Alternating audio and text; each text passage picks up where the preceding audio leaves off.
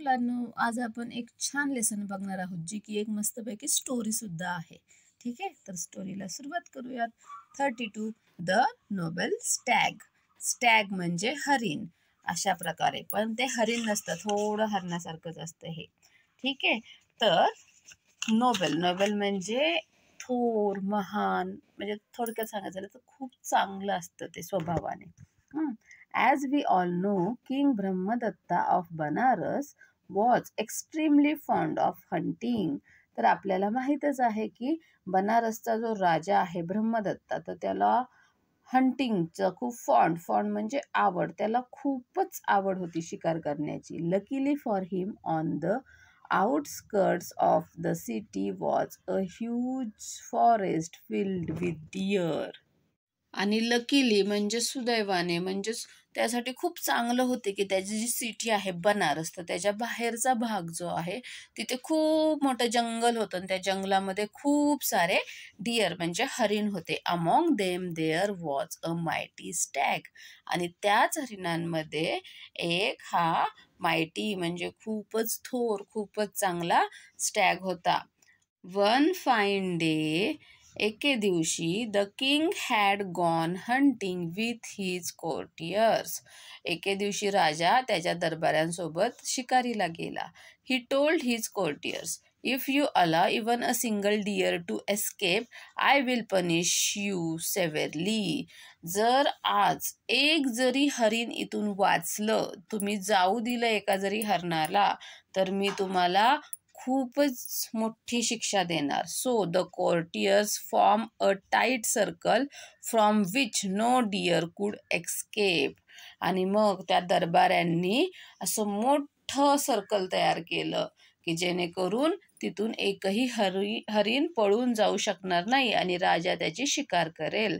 Then they began to beat their sticks on the ground to frighten the deer hiding in the bushes and to make them run.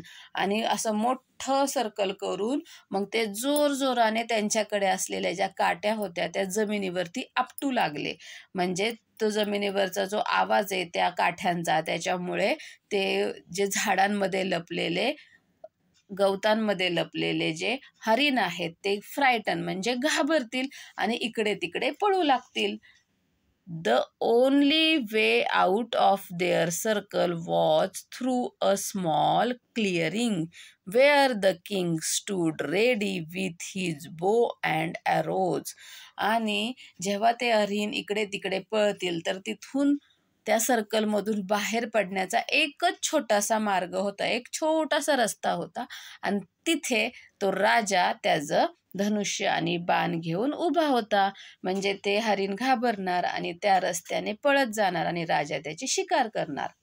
The courtiers were beating their sticks on the ground and shouting when suddenly a stag leaped out of a thicket.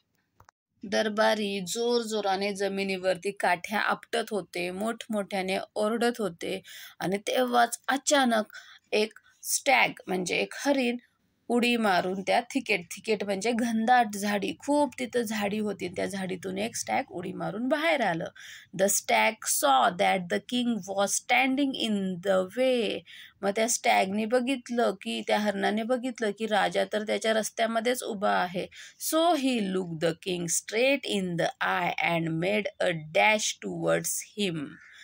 मग त्या हरणाने त्या राजाच्या डोळ्यामध्ये बघितलं आणि त्याला एक dash दिला. The king was taken aback and shot an arrow towards the stag hurriedly.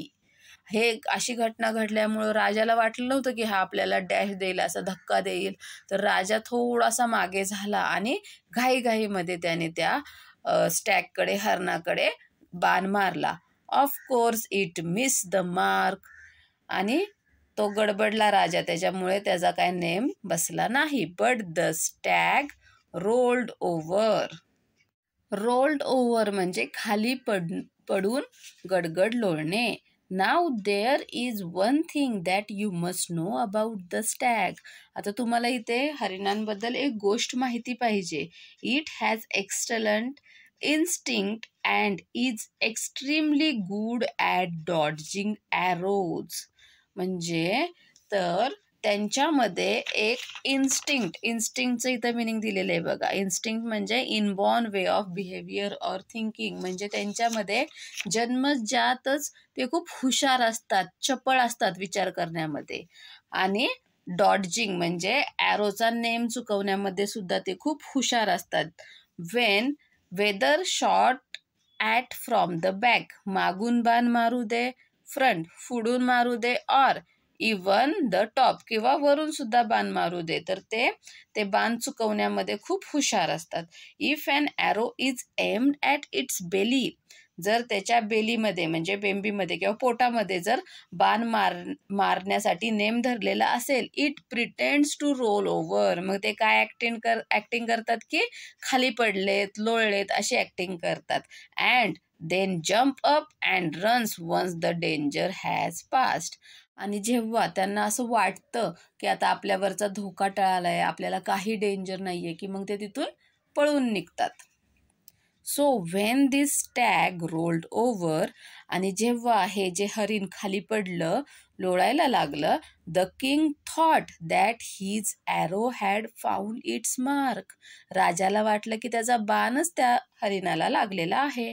He lowered his बो, त्याने त्याचं धनुष्य ठेवून दिलं, खाली घेतलं, and began to walk towards the stag, आणि तो हरिणाकडे चालू लागला. But the stag suddenly jump up and shot past the men, आणि जेव्हा राजा त्याच्याजवळ, आता त्याला कळलं की राजाने धनुष्य खाली ठेवलेलं आहे, खाली घेतलेलं आहे, मग त्याने लगेचच उडी मारली आणि तो तिथून पळून गेला. When the courtiers realized that the king had been mistaken, they started to laugh, आणि जेव्हा दरबाऱ्यांना कळलं की राजाचा नेम चुकला, ते हसायला लागले.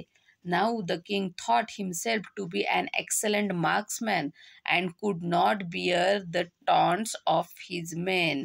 आणि राजा तर स्वतःला खूप हुशार, त्याचा नेम खूप चांगला आहे असं समजत होता, आणि अशी लोक त्याच्याकडे बघून हसायला लागली, तर ते त्याला सहन नाही झालं. He grabbed his sword and set off into the forest in order to catch the stag.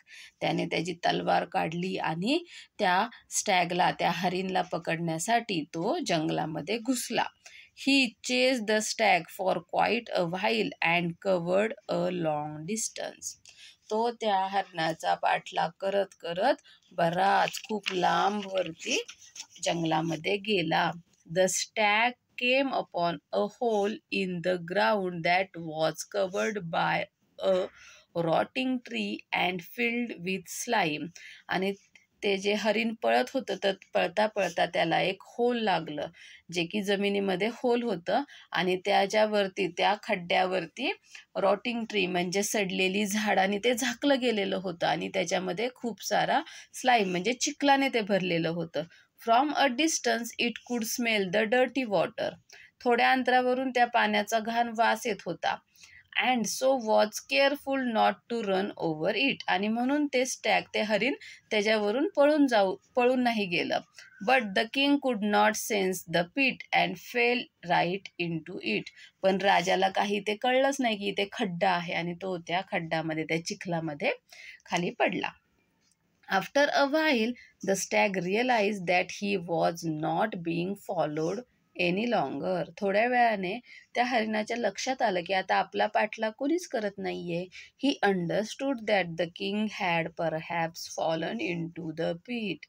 मग त्याच्या लक्षात आलं की कदाचित राजा त्या खड्ड्यामध्ये पडलेला असावा. So the stag went back to the pit and saw the king struggling for his life. आता इथे एखादं कोण असतं तर त्याने विचार केला असता, जाऊ दे ना, नाहीतरी तो मला मारतच होता, राजा पडला तर पडू दे त्या खड्ड्यामध्ये. पण ह्या स्टॅगने तसा विचार केला नाही. तो त्या खड्ड्याजवळ गेला मागे, आणि त्याने बघितलं की राजा त्या खड्ड्यातून बाहेर येण्यासाठी, त्याचा जीव वाचवण्यासाठी प्रयत्न करत आहे. The Stag felt very sorry for the king, त्याला राजासाठी खूप वाईट वाटू लागलं. He decided to save the king's life even though the king was following him with the intention to kill him. त्याने असं ठरवलं की जरी राजा माझ्या मागे माझा जीव घेण्यासाठी लागलेला होता, मला मारण्यासाठी लागलेला होता, तरी सुद्धा मी राजाचा जीव वाचवणार. The stag told the king not to worry and to be brave for a while longer. त्याने राजाला सांगितलं की तुम्ही काळजी करू नका, थोडासा धीर धरा, मी थोड्याच वेळात तुम्हाला वाचवेल असं सांगितलं. He then caught a huge rock with his hind legs and lowered himself into the pit. मग त्याने त्या खड्ड्याच्या बाहेर असलेल्या एका मोठ्या दगडाला हिंड म्हणजे हे जे मागचे आहेत ना पाय, त्या मागच्या पायाने पकडून ठेवलं आणि स्वतःची पुढची जी बॉडी आहे ती त्या खड्ड्यामध्ये तो गेला. The king caught hold of his neck and the stag climbed out onto the level ground and carried the king to safety. आणि मग राजाने त्या हरणाच्या गळ्याला पकडलं आणि ते हरिण उडी मारून जमिनीवरती आलं आणि राजाला सुरक्षितपणे त्याने बाहेर काढलं.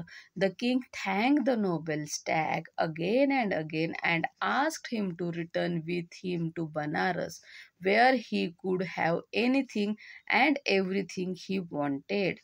राजाने त्याची खूप त्या थोर महान हरिणाचे खूप, आता इथे ह्याला नोबेल स्टॅग का म्हटलेलं आहे तर त्याने कारण चांगला विचार केला आणि राजाचा जीव वाचवला म्हणून त्याला नोबेल स्टॅग म्हणलेलं आहे.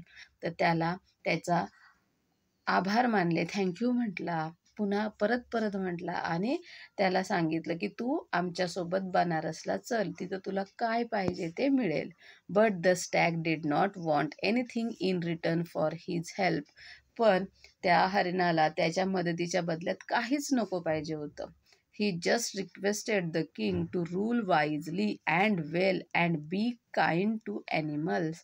त्याने फक्त राजाला विनंती केली, रिक्वेस्ट केली की तुम्ही चांगल्या प्रकारे राज्य करा आणि प्राण्यांसोबत दयाळू व्हा, प्राण्यांची शिकार करू नका. Then the noble stag disappeared into the forest. आणि ते हरिण जंगलामध्ये नाहीसे झालं. The king Brahmadatta then vowed not to hunt or hurt any animal. आणि मग तेव्हा राजाने ठरवलं की कोणत्याही प्राण्याची शिकार करायची नाही किंवा कोणत्याही प्राण्याला इजा करायची नाही. तर अशा प्रकारे हा लेसन किंवा ही स्टोरी होती. Okay, bye bye.